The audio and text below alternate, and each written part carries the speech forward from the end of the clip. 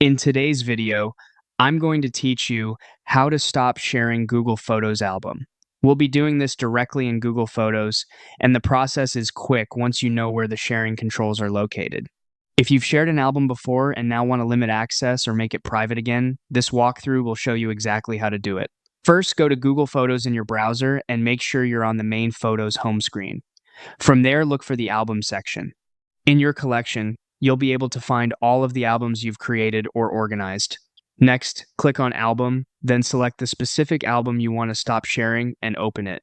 Once the album is open, move to the top right corner of the screen and click the More menu, shown as the three dots. This opens additional controls for that album. From that menu, click Options. Inside the Options panel, you'll see a sharing toggle. Click that toggle to stop sharing the album.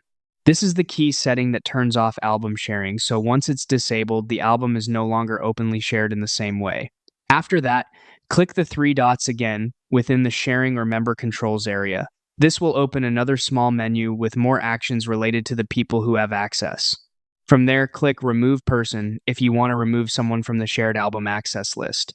Finally, click Make Private. This confirms that the album should no longer be shared and keeps it accessible only to you. Once you do that, you're done.